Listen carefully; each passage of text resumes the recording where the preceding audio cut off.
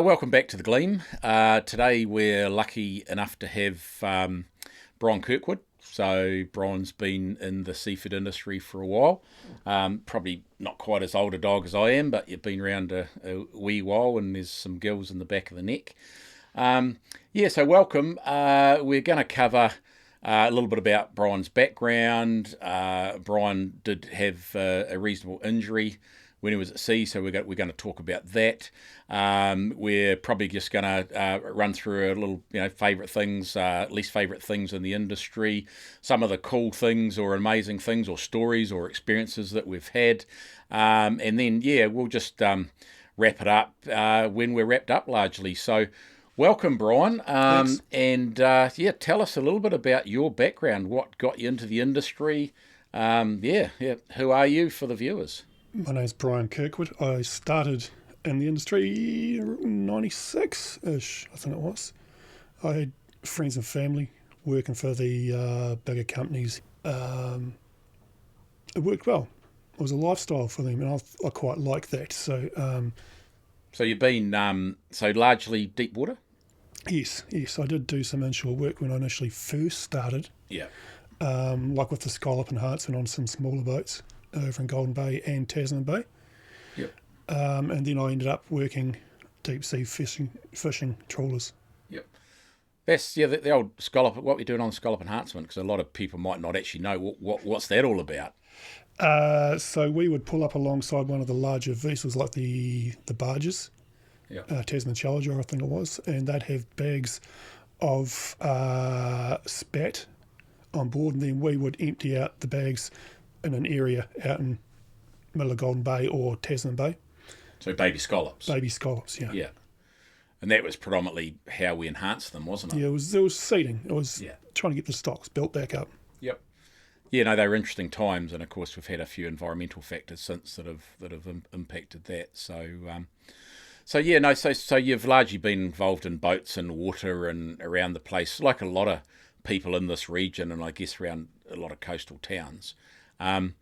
So you were, you had a bit of an injury, or a reasonably significant injury. I know a little bit of the background. I was sort of involved in that back in the day. So, what happened? Like, what can you tell the viewers about what actually happened that resulted in I guess largely a life-changing event for you? So what happened, Brian? We were in the Cook Strait, hauling the midwater. So the midwater trawl, just for the viewers. So that's excellent. Yep. There was quite a few loose meshes which we had to get onto the net roller. One of them caught up behind us as we were hauling on a steel hammerlock, which it didn't let go straight away. It just stretches to nearly 50%, like 48, 49%. Breaks about 2.5 tons. So when it did break, it flicked up in the air under a shroud and caught on an L-shaped steel bracket and ripped that off the side, and that went up the deck at 1,000,000 miles an hour. I collected it in the side of the head here, so it's... see the scar. Yep. It came in below my hard hat and above the collar of my life jacket, so like it only had a small amount of room to get me, but it got me. So it shattered the side of the skull and the eye cavity, so the eye cavity has been rebuilt. There's a plate in the side of the head.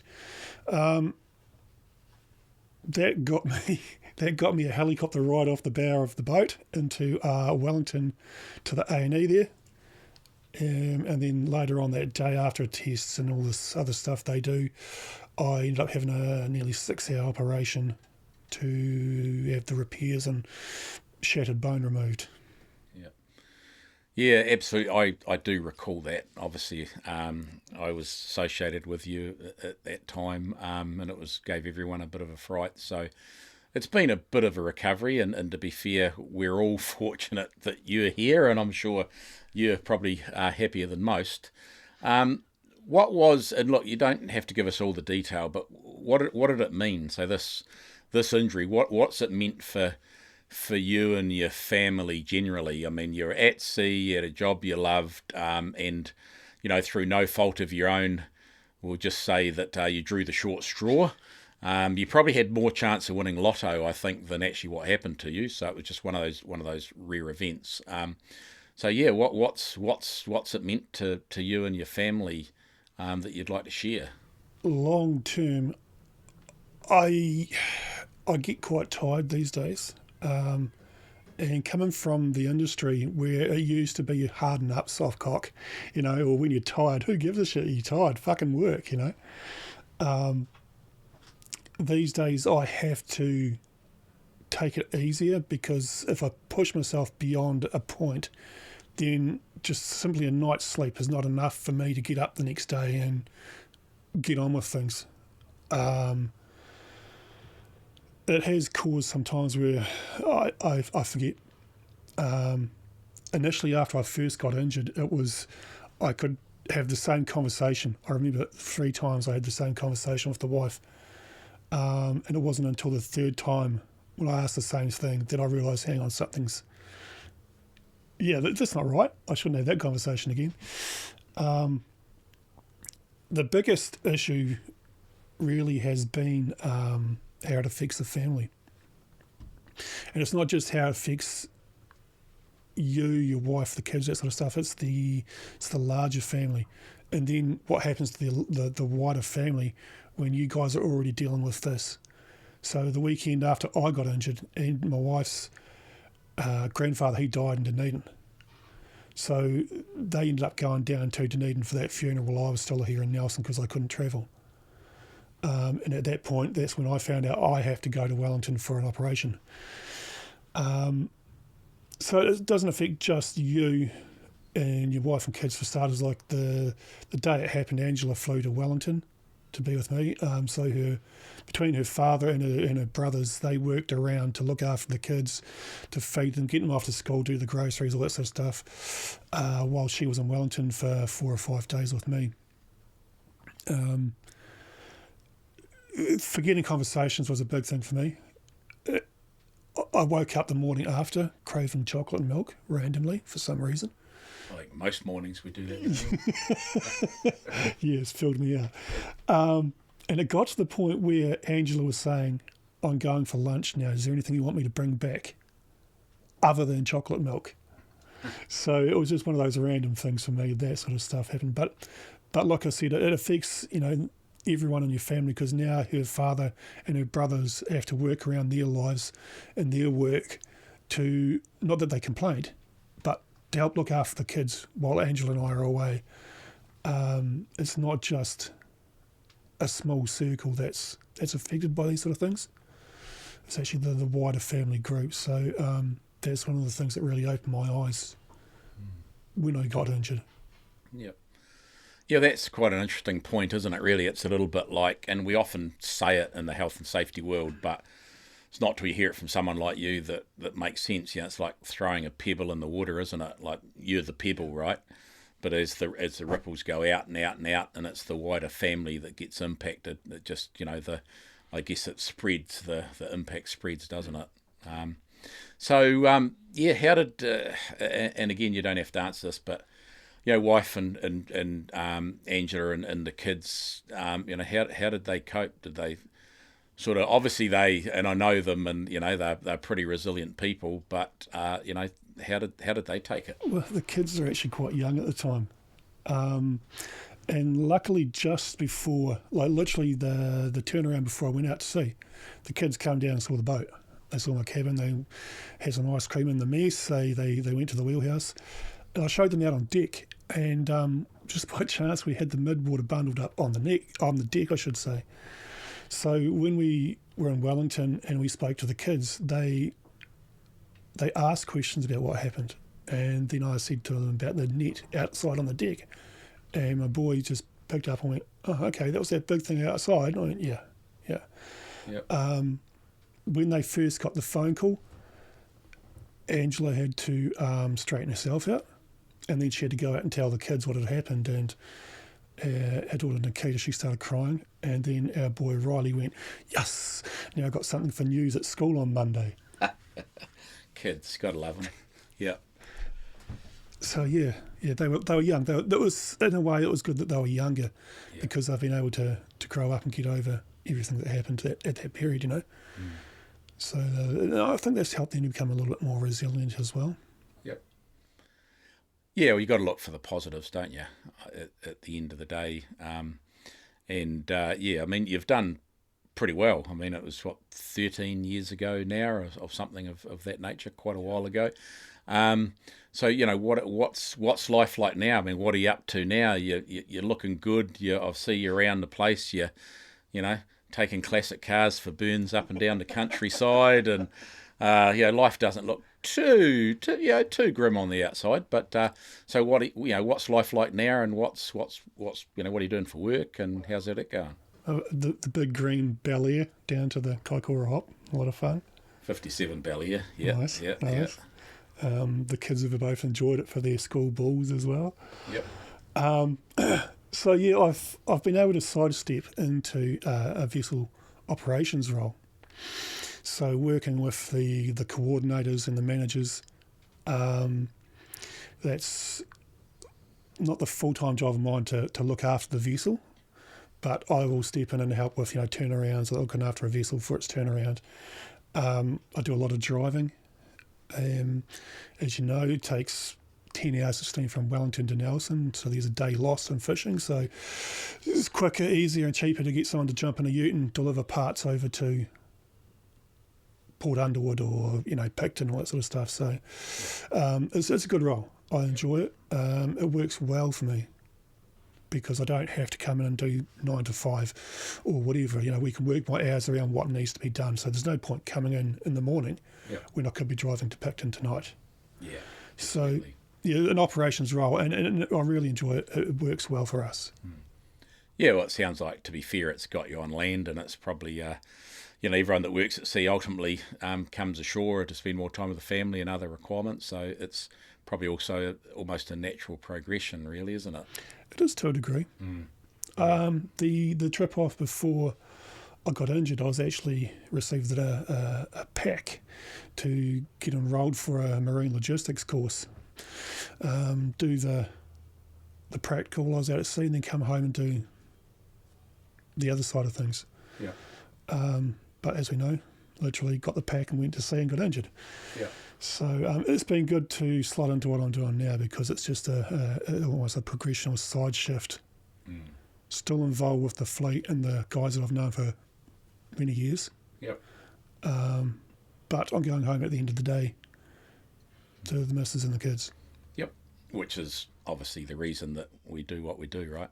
Going home to provide. Yep. So talking about the wider, I guess, the seafood industry and the fishing industry, what do you enjoy about it? Like, why on earth would you want to go fishing? I mean, what drove you to do that? I mean, what are the benefits? Why would people want to come and spend 2, 3, 4, 5 weeks at sea? What's in it? I guess at the end of the day, why would one bother? For me, it was always about the lifestyle. You've got to accept the fact that yes, you're going to be out at sea for X weeks. It sucks because you're missing birthdays. You might miss a friend's wedding, whatever. But when you get home, you get off the boat. You don't have to look at that boat again or go back to work for the next 3, 4, 5, 6 weeks, whatever your trip off is. You're still getting paid for your trip off. When I was working out at sea, I could ring Angela and say, hey, we're going to be home on Monday morning, book annual leave starting Wednesday. We'll go for a week and a half down to Dunedin to see the family. And in those situations, it's on my trip off. So there is no arranging annual leave. Angela will take, several days annual leave. But it's not hard to arrange, with that lifestyle, week on, week off, 2 week on, whatever your trip on, trip off is, or that situation, it allows you to have a lifestyle that you don't have to get up and go to work on Monday morning. Yeah. You're off until the boat comes back. I like that. It worked well for me. Worked well for our family as well.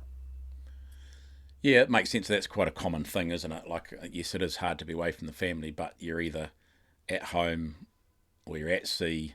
You're getting paid both times, and Yes. you can have block time with your family, and it keeps it fresh, largely, doesn't it? Because let's be honest. I know I think my wife enjoyed me to go away a few times, and when I came back, it was it was almost like, oh, we got to know each other again, really. Yeah, So there's pros and cons, but generally the lifestyle in that is largely pretty positive.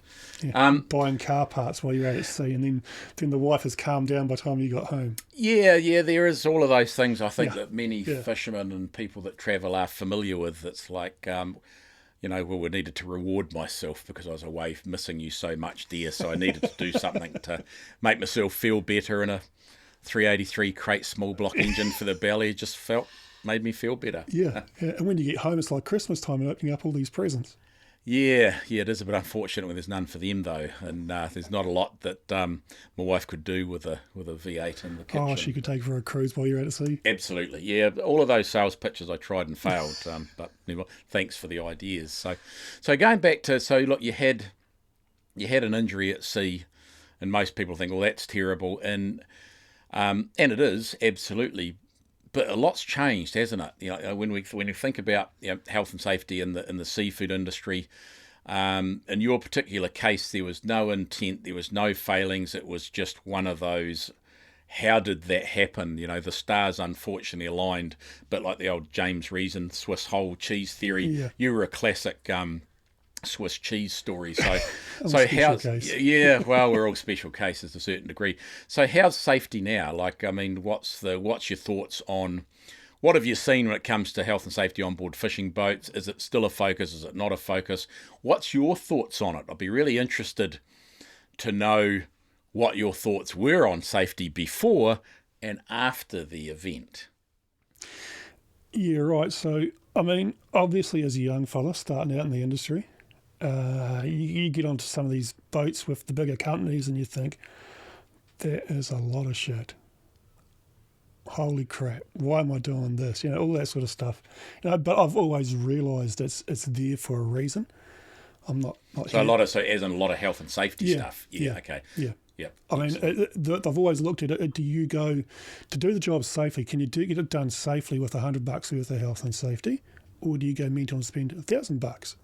It's to degrees, sort of things. And but I've always realised it's there for a point, so that it's not just there to slow your day down. It's there for a reason. I haven't found health and safety as a god, the god of of life or anything. But I've always realised it's there for a reason. And this little incident has just reminded me of that. But it hasn't made me go overboard in what I do with work and health and safety. There has to be that, the give and take of it also. So I guess in your particular case, like I said, unfortunately, there was a bit of luck, which you seem to lack on that particular day. So, and it's good it hasn't changed your life, but I mean, we can certainly appreciate there's been a lot of improvements when you think about, we've got the Fishing Industry Health and Safety Forum, and you see the investment that all of the wider seafood companies making in health and safety at the moment is rather significant. It has definitely got better. Yeah. And through this all, I have met other guys that have had similar injuries, and been able to talk to them and get examples or start giving an example of something that I've happened, and then one guy was sitting there looking at me just grinning. He knew exactly what I meant by what I was saying. I didn't even have to finish the statement, and he knew exactly. He was able to finish it. Yeah. So through this all, I have learnt that I should say there is some people that have not got away with it. And it has affected them more than it has affected me.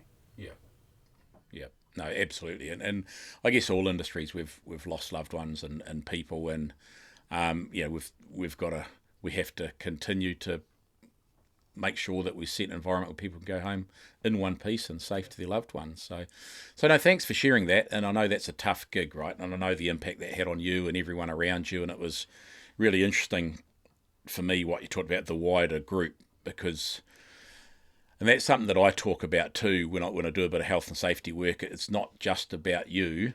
If you take shortcuts, and you don't really care so much about health and safety, and you're always that person that doesn't wear the gear or follow the procedure, what does that injury, what's the impact on your partner, your kids, your wider family, as you said? So, being one of the things I commonly say is being unsafe is being selfish. So, and I'll say that for a long, long time. So I guess on another note, we were just talking earlier about some of your interesting memories, something that's happened at sea or something you might have experienced that you still think about that, our viewers might find interesting. You talked about the weather on one of your very first trips at sea, which sounds a little bit unfortunate. What can you tell us about that? Very first trip to sea. We were probably 200 mile out, getting out towards 200 mile, I should say, from Timaru, and we just happened to luckily have a storm come through there, and she was a goodie. I mean, I'm not saying that just because it was my first trip to sea. So you weren't like a timid new crew sitting there and going, "Oh, that's a 300 metre swell." I'm a bit nervous about that. I can remember looking out the rear windows onto the deck, and the boys were lashing the bobbins to the side of the bulwarks, and looking out the forward windows and sort of having to look out and up to try and find the top of waves, and all around you is just grey water through every window or porthole you can see out of, and it was an eye-opener. It could be a little bit scary at first for my first time out at sea, but obviously I had the experienced guys around me, the skippers and mates and deck crew, and no one was really concerned. They were like, they weren't panicking, but it was an eye-opener for my first time to sea. Yeah. Starting from a little bit of a roll in the Cook Strait, and got the very first seasickness to a few days later when we were out in the middle of a storm. Yeah.